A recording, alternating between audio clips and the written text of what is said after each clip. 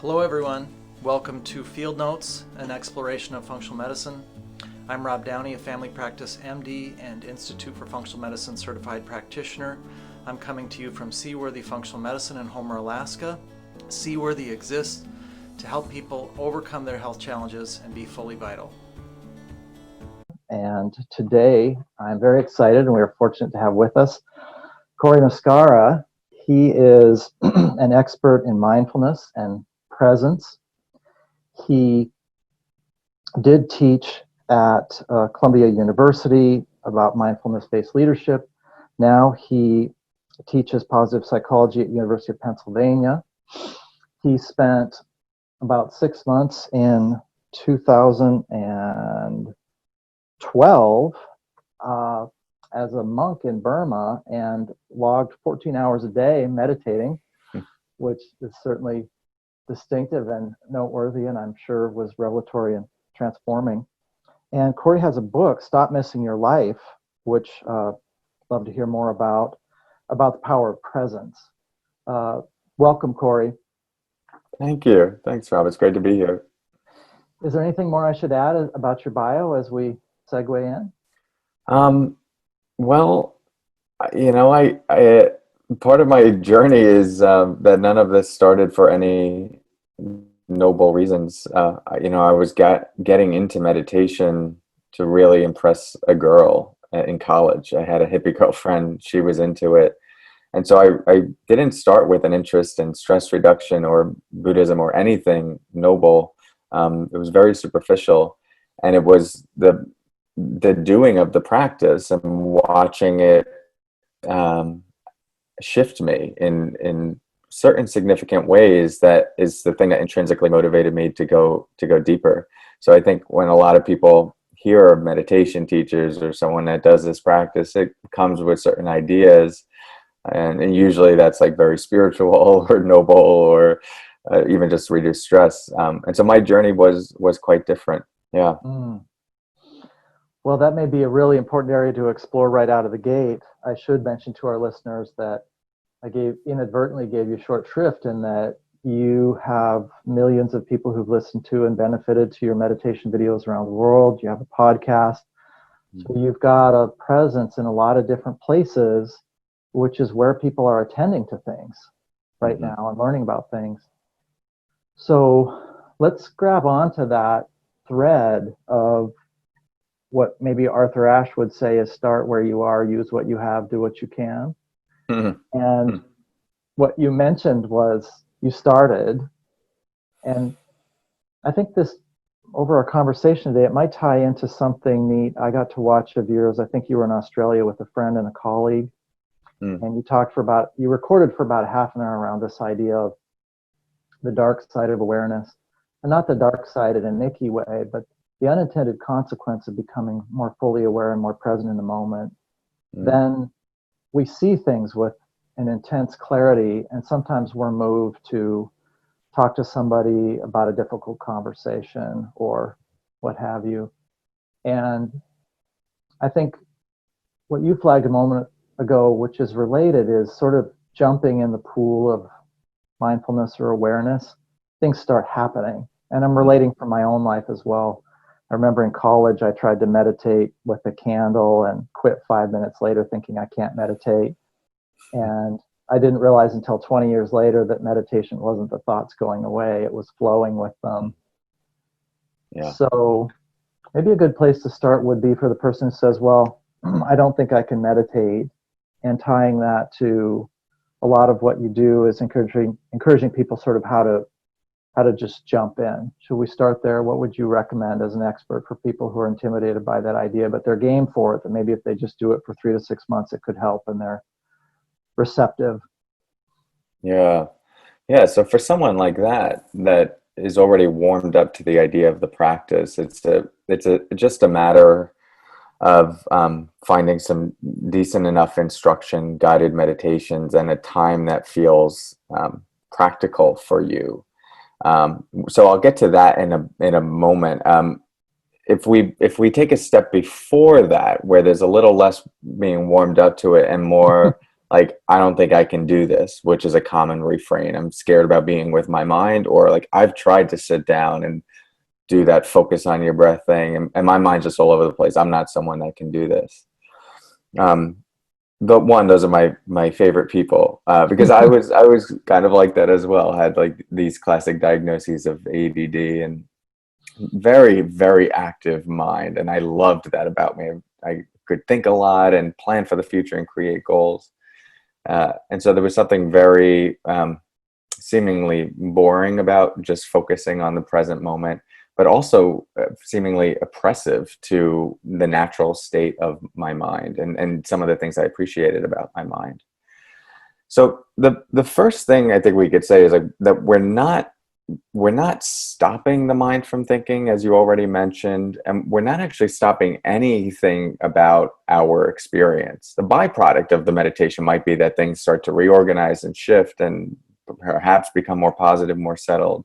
But the practice itself is an attunement to what is actually here, both in the mind and the body, and cultivating more awareness around it, sort of like a physician might take a stethoscope to listen more clearly what's going on with the heart. We just see more when we pay attention, when we have a different lens and an ability to amplify the experience. And so meditation is a particular mental training practice that allows us to amplify what is already happening, or not amplify it in the sense that we're exacerbating it, but that we're amplifying our awareness to see what is actually causing us to feel a certain way in each moment, to behave a certain way in each moment. And so many people, especially the very active minds like myself, can get caught in just a series of reactive moments where you wake up in the morning, you go to bed, and most of your life is on automatic pilot, happening very quickly. And it sort of feels like you're in control, but when you actually look at it, you're just sort of reacting spontaneously to whatever comes up. So one of the powers of this practice is taking that time to stop and actually feel and observe the flow of the conditions of your life, the cause and effect relationship to it, allows us to start responding differently. And there's that famous quote, between stimulus and response, there's a space. In that space is our power to choose our response. And then in our response lies our growth, our freedom, and our happiness.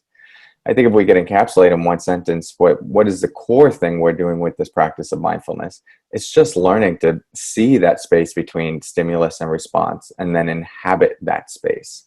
And that is something that can be available and access to anyone that at least has enough mental capacity to be aware of what is happening and a willingness to look at what is happening.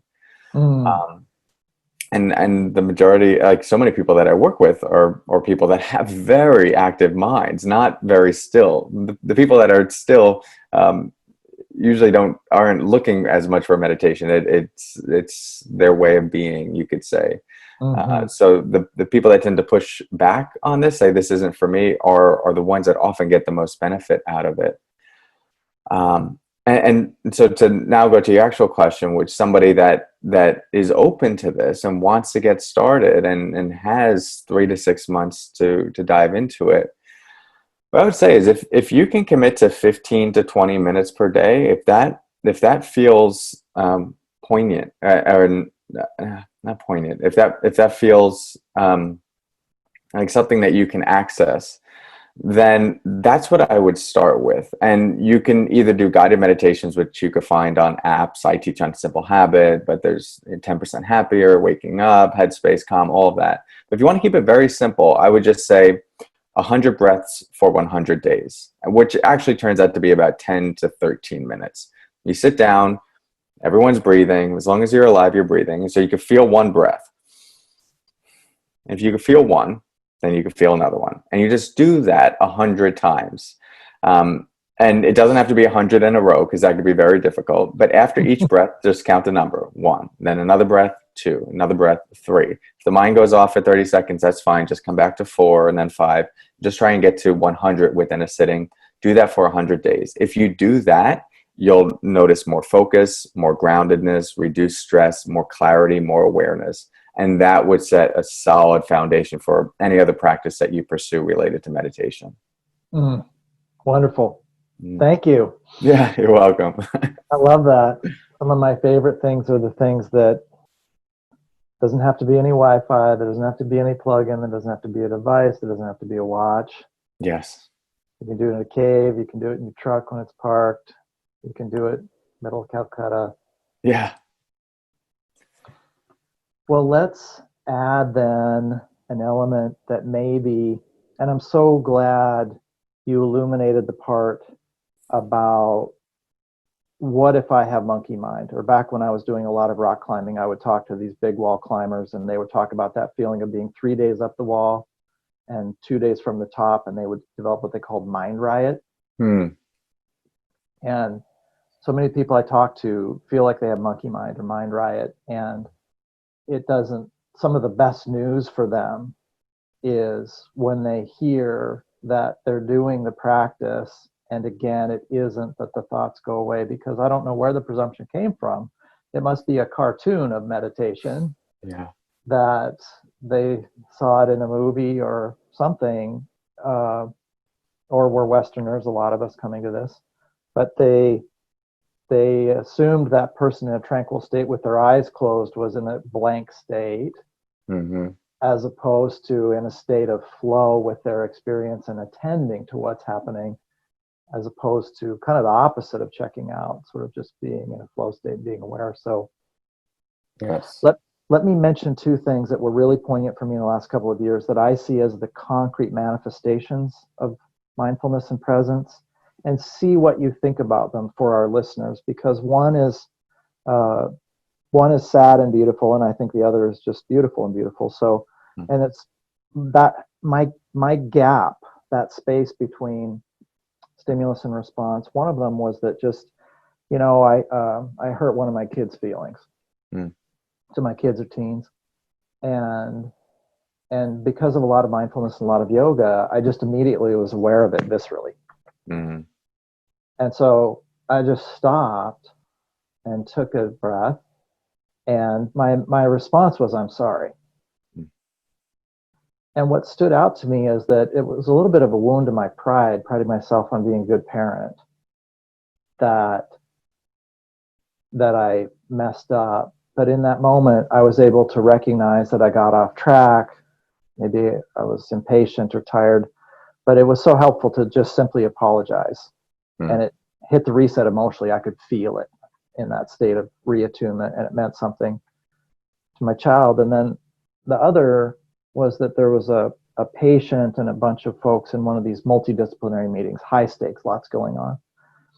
And a family member of the patient was really frustrated, really stressed, and they shared their frustration about patient communication. And then they shared a medical diagnosis that was dragging them down. Mm. So it was really loaded because the doctor was in the spotlight, all of the team members were there, and the patient expressed a sense of betrayal with the medical system, and then personal betrayal at being oppressed by this new diagnosis. Mm. And I've seen a lot of physicians in that setting push back because they feel assaulted, like their competence has been assaulted. And I think the pause might have been 30 seconds, Cory. It was really long. Wow. It was really long because it just felt so intense. And then what struck me is I thought, she needs to be heard. Mm. This can't be about our team does good work, because that's not the point. The point is, what she's saying is, I'm suffering. Yes. And so I remember when I said, I hear you, and then I said it again. I just want you to know, I hear you. That sounds so hard, feeling like you wanted more information and to be challenged with this diagnosis at the same time. That's so oppressive. Yeah. I just want you to know I hear that. What was really wild is then the rest of the discussion wasn't about the betrayal around the patient communication. It just lightened. We got into the substantive stuff about other people sharing their compassion for her and then how we were going to communicate in the future. Mm.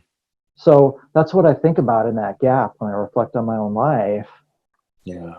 I guess this is an overt reference, and maybe today will be nice too to talk about flow state and day-to-day living. But when you hear those stories, is that kind of what you see and hear when you think about people bringing presence in their lives? Or, what do you flash on when you hear those anecdotes? Yeah.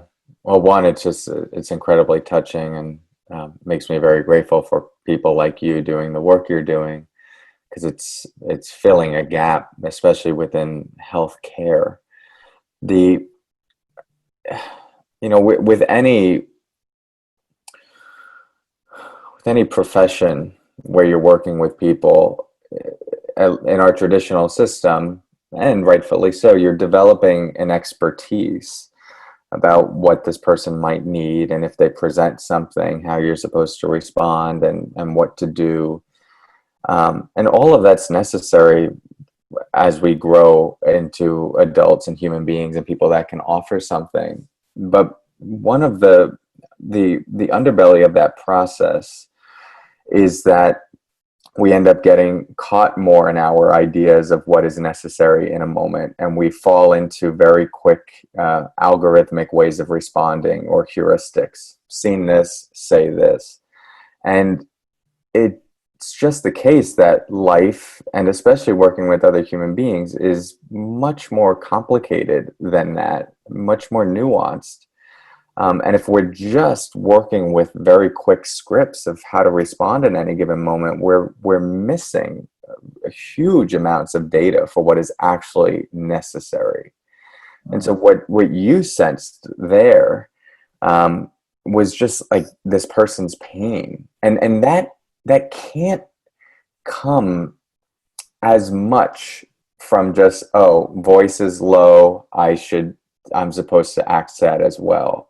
You could get kind of there with that, but even then, it's too subtle, and what the person is communicating, how they're communicating it, really takes dropping in, getting out of your head, and feeling with your full being, your full. And what does that actually mean?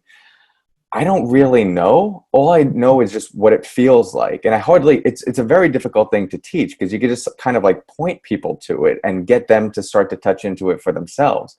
But what is happening in those moments? What actually happened when you met this person?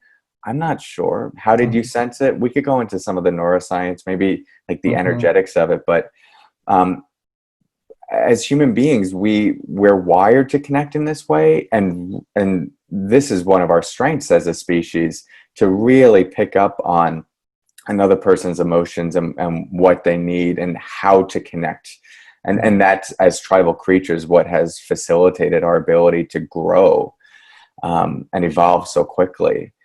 But we've now become very individualistic, very caught up in our heads, and so it just gets in the way of this natural expression of being, which is deeply connected, or can be accessed again through this quality of presence. So for anyone in a scenario like that, or wondering, how do I bring this to a similar conversation, or after a long day, and my child tells me something, and they're going through something difficult at school, or I'm on the phone with my parent, or just working with a colleague, an employee, notice what's going on in your head, the natural momentum and rhythm that's saying, okay, do this, or want to respond in this way. And instead of immediately following that, just take a breath. Let your center of gravity drop a bit. I feel myself get heavier. My belly drops. I get more in my body. And just try to listen to understand rather than listen to respond. And trust, and this is the hard thing, trust that presence will give you and generate the response that is most necessary in that moment.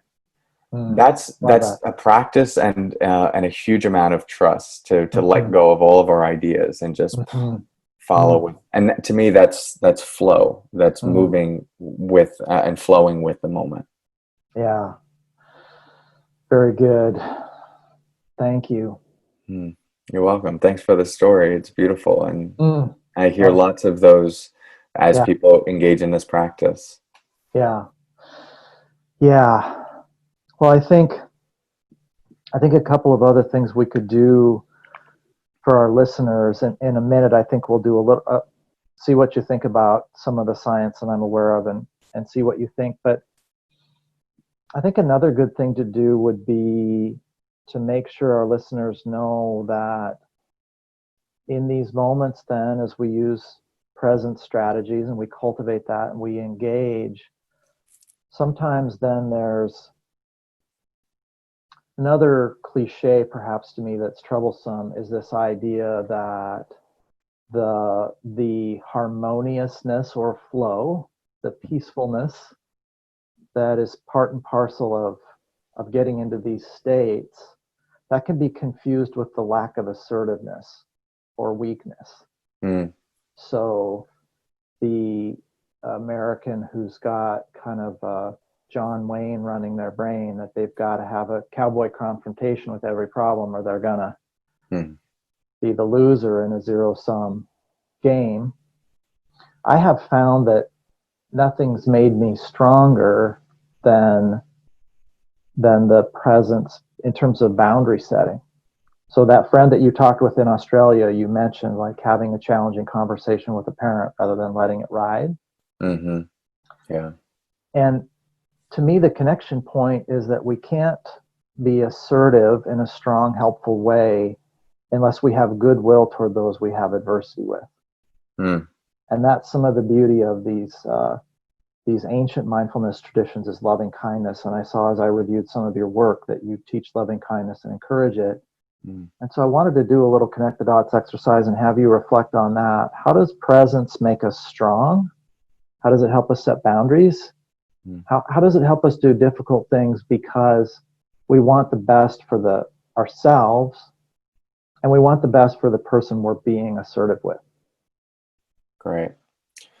Okay, you might have to remind me of those as we go, but the first A bit one, too much, yeah. I love Yeah. having these conversations, and so also I need 3 days to talk with you, not an hour. So that's the trap for me. Yeah, Any of those things that you can address would be great. sure. So let's start with the first one, strong. In my book, I have a section called "The Paradox of Invincibility," and how when many of us think of the word invincibility, it conjures up these ideas of like no pain, no gain, or this stoic, overcome anything sort of mindset, or even just like the sense of invulnerability of a teenager, recklessly like doing whatever. But that's not how I think of invincibility. To me, that's just masked pseudo toughness, you could say.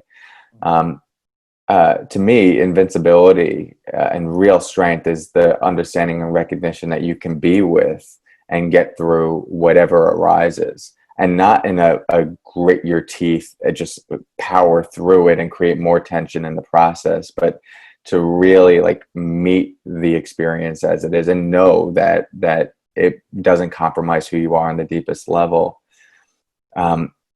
The paradox of developing that invincibility is that we have to let down the veil of being invincible in order to allow ourselves to experience more moments of our life, to learn how to be with those. Because the only way we develop this quality of invincibility is to allow ourselves to go through moments of experience, all the different shapes and forms, the thoughts, the emotions, the sensations, and learn to relax into them and see, okay, I can stay present to this.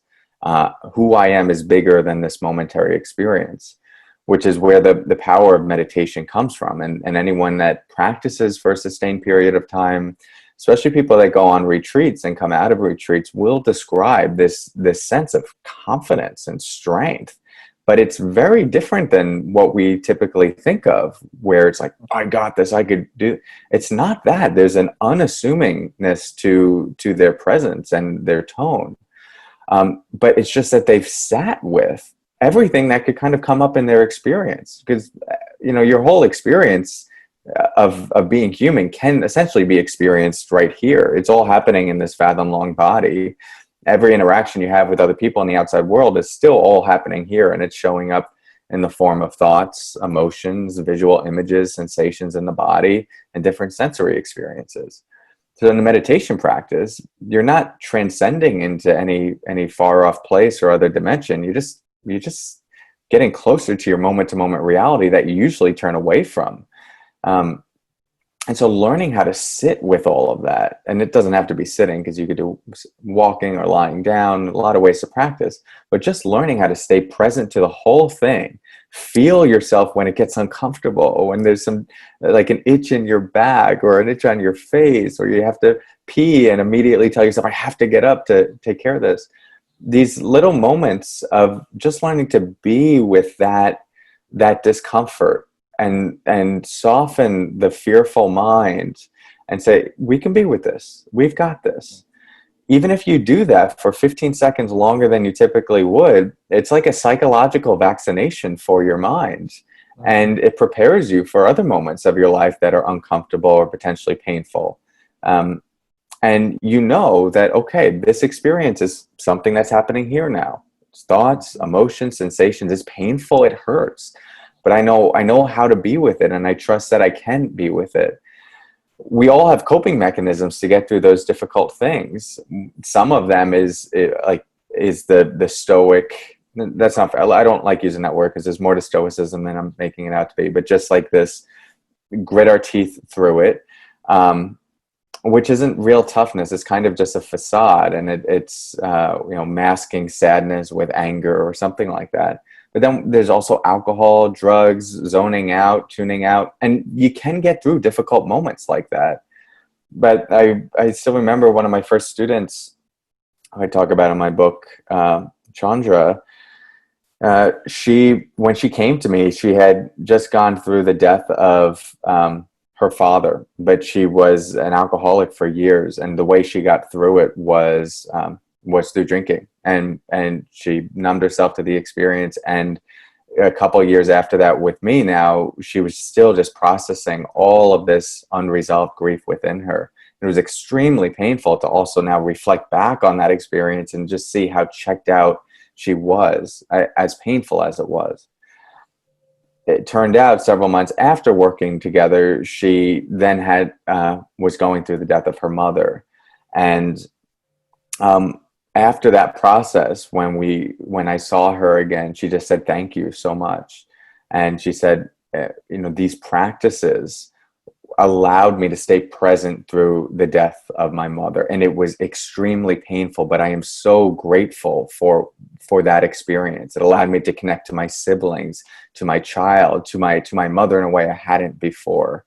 And she left feeling this newfound strength within her, even though it was incredible amounts of pain, because she allowed herself to go through it and come out the other side. So the idea of strength is just very interesting, and it requires vulnerability. There's just the real strength, the depth of our being type strength requires vulnerability. The rest is just like it's a show. It's not real, and it won't come with the corresponding deep sense of peace. It will usually come with numbness and having to heavily compartmentalize our life to get through it.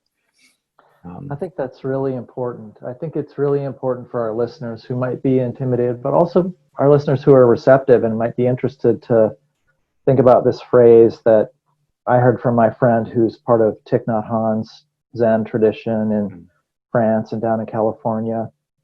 No mud, no lotus. Yeah.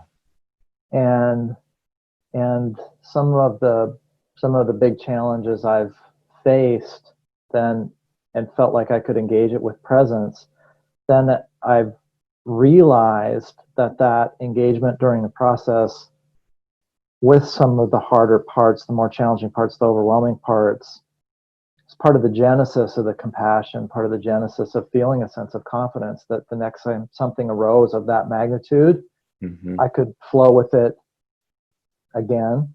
And so I've always been cautious of the phrase, the blessing of adversity, because it sounds insensitive to somebody who the loss is so raw that it feels insensitive to them to hear that there's a blessing in the mud or the pain. Yeah.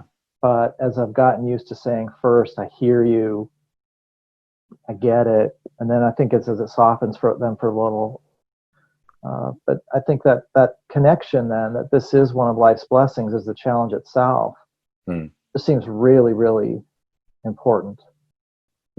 Yeah, absolutely. And I mean, you hit the nail on the head when you said that there's a sensitivity to when you introduce that idea in for people of seeing what the gift of this is, the potential of this is. Because I think we've all had those experiences where we might bring something difficult to someone and they just say, something along the lines of like, just be positive, and it just feels so dismissive. Or even just prematurely trying to see the goodness of something when the emotion is so painful and raw. And there's big space for that. And I think a reframing of even just going through the raw, painful experience is that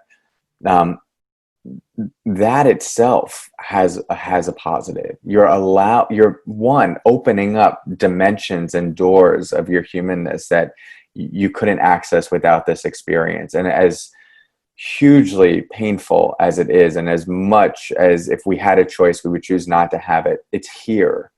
And that gives us a couple options for how to relate to it. And if we just break it down to two, we could shut down to it, numb, suppress, or we can allow ourselves to experience it fully and let it open us and tenderize our heart rather than harden our heart and cause us to numb. And that's a choice that each person has to make for themselves. We can't push it on anyone, but anyone that has gone through the numbing process is familiar with both sides of it. The positive that can come of just not feeling when there's so much to feel, and usually the long-term negative implications of that, which is that when we shut down to the negative, we also shut down to the positive. The nervous system doesn't just decide, okay, no more pain, and now you get to experience all the goodness. It just has to do this blanket of numbness. And we start getting more disconnected to ourselves, to other people. It's uncomfortable to be still and vulnerable, and it just has all of these really significant implications long term that I just see all the time in the people I'm working with, people that have gotten through life by not dealing with their stuff, by not being present to it.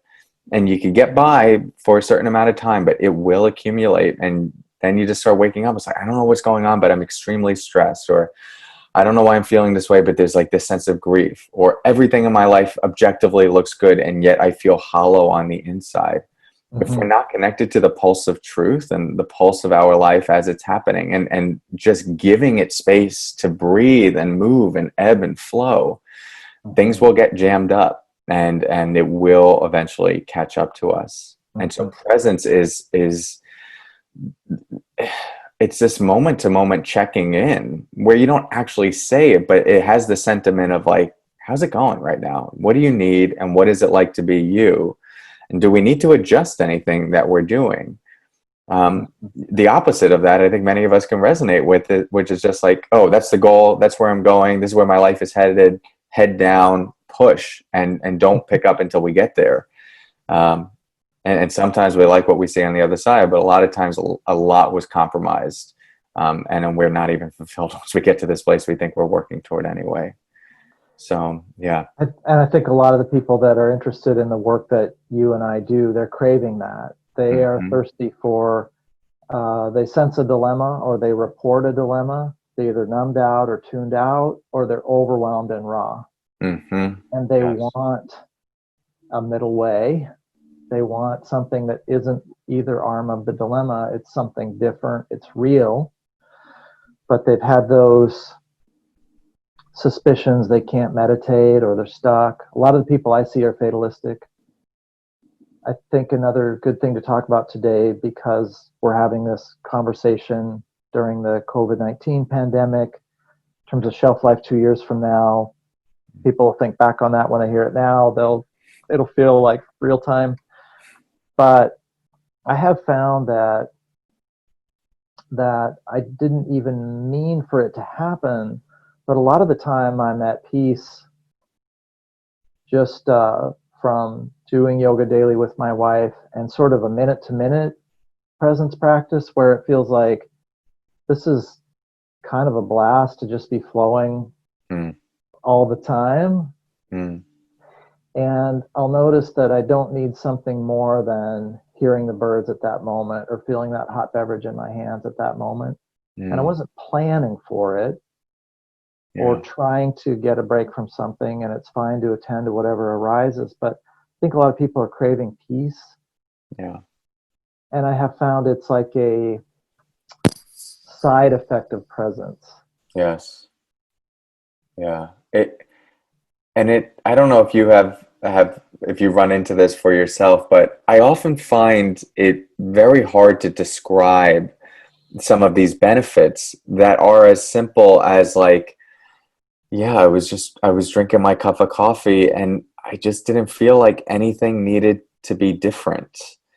And because it after practice or after integrating this into your life more deeply, a lot of things remain the same. You're still in your body, still thoughts moving through your mind. You still have some of the good relationships and the crappy ones are there. But the relationship and the groundedness within yourself just changes the experience entirely. The one metaphor to just think about it is like the river going down a mountain, which could represent the river of life. A lot of times we're just caught in that river, smashing into the bank, drowning in the white water, sometimes really enjoying the ride, but kind of going wherever it takes us. And part of what starts to happen with practice is we see what it's like to step out of the river and just watch it go by, like sitting on the bank. And same river, same you, different experience or different relationship, and then a different experience entirely. And some people hear that and go, well, I want to be in my life. I don't want to just be watching it go by. So we could take the metaphor a step further and say we're learning to kayak. We're learning to really float with it and move with it, and periodically have these opportunities to just be totally still with the river moving through us, and we could just rest there on top of it. And that's kind of what this practice allows us to do. And it's so hard to understand until we get to taste it. But I'm sure everyone listening to this has had even a glimpse of this without any potential meditation practice, of just these moments of stillness amid chaos and upheaval and uncertainty. A lot of times it's in moments of grief or great ecstasy, but it's just like, wow, this moment, it's perfect as it is. There's no resistance to it. Mm-hmm. And we get more of those moments with practice, and simplicity becomes highly compelling. And there's just a joy that can be gleaned from small moments of life that we would have typically written off as neutral or not worth our time, or just a stepping stone to get someplace else. We can step our way into as many future moments as we want, and one day there's going to be no place left to step. So if we're just living our lives in that way, jumping to the next thing, we're missing so much along the journey. And I think a lot of people feel for themselves, it's like, yeah, I get that, nice philosophy, I've heard it before, but the present moment sucks. Like, my life sucks right now. I'm trying to change it, get to someplace better, and then I'll do the mindfulness thing. And that's where we lose it, because there's no future moment where everything is going to come together in the perfect permanent arrangement that we tend to think it will. What changes is when there's deep peace is not the experience itself, but it's the neuroses. And if the neuroses that you're conditioning are just, once I get there, then I'll be happy. Well, once you get there, you're still going to have the same neuroses that are pushing you into some future moment that has to be better. So we have to, from the very beginning, just start with recognizing that it's that pattern of mind that creates dissonance with the moment as it is, and discomfort and tension. And wherever you are right now is the place to start and see, can I relax into this moment however it is? Doesn't mean I have to enjoy it, but is the tension against this moment serving me in any way? That's what you get to ask yourself. If the answer is yes, then cool. Then follow that until there's a different response. But most likely what you'll see, you can do everything you need to do, engage in what you need to engage in, and be like vigilant in creating boundaries and taking a stand and being an activist without having to feel crippling tension and anxiety in this moment. And when we start to do that, now we're laying the foundation for a mind that can be deeply equanimous, and have a deep peace, regardless of the changing landscape of our life. Peace and engagement. Yeah. That's so good. I love how you articulated that. Thank you. Yeah, thanks, Rob. I was thinking while you shared that this same friend who goes to Deer Park, Thich Nhat Hanh's monastery and retreat in California every year, he loves it, the sort of Zen mischievousness that Thich Nhat Hanh brings to how he sends his message, because the great room there apparently is relatively empty a lot of the time, and there's a single hand calligraphy written sign from Thich Nhat Hanh that says, "This is it." That's great.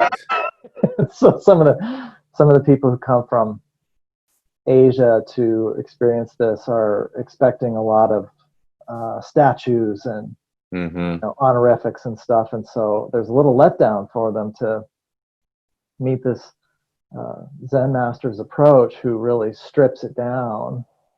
And I got to thinking about Zen a little while you were talking, not in an esoteric way, but again in this way of I was struck as you were talking that before we started recording today's conversation, a lot of what was happening in my functional medicine practice a few years ago was a brick and mortar practice with a relatively small service area. And then the last 2 years has been about, well, what could it be? What's its fullest manifestation?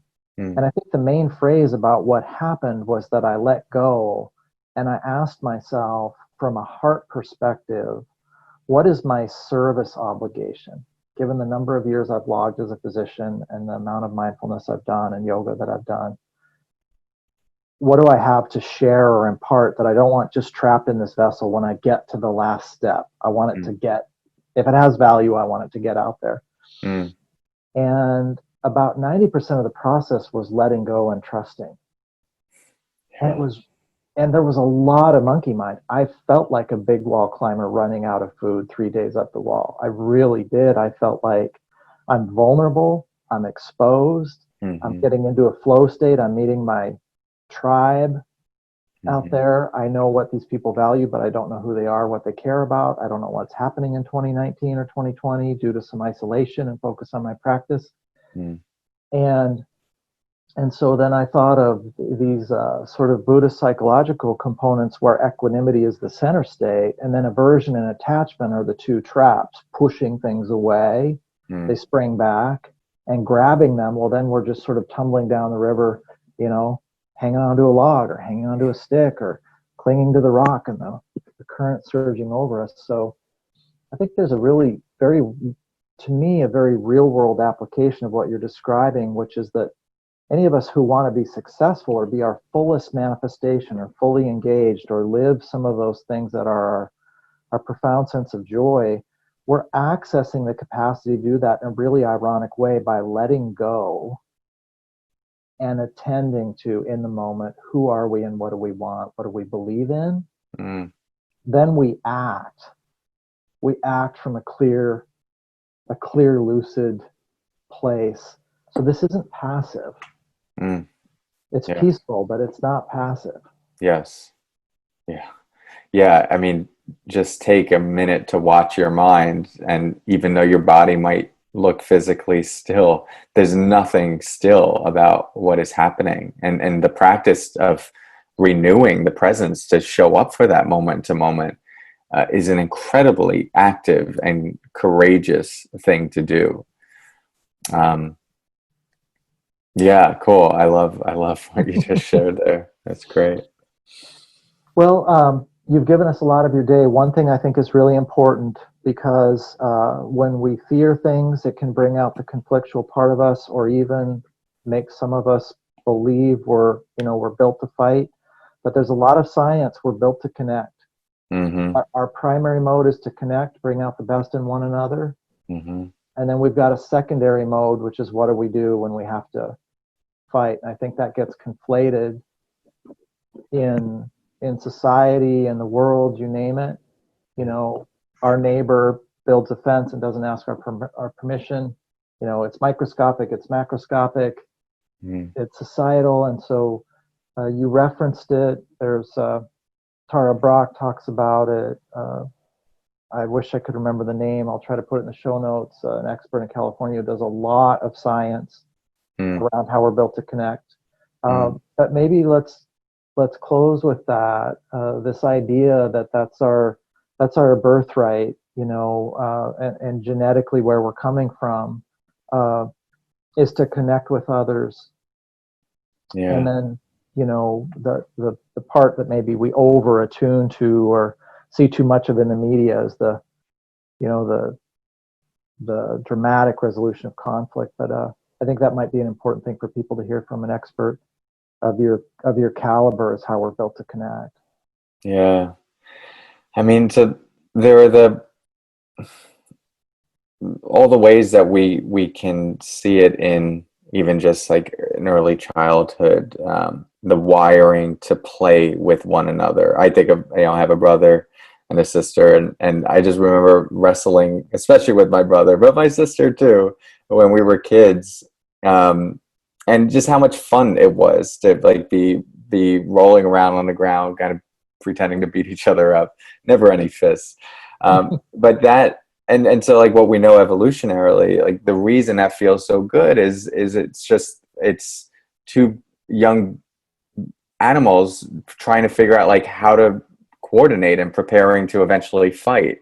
And so like this protection side of ourselves, but also like how it happens through connection as well, and how woven into the same fabric those are.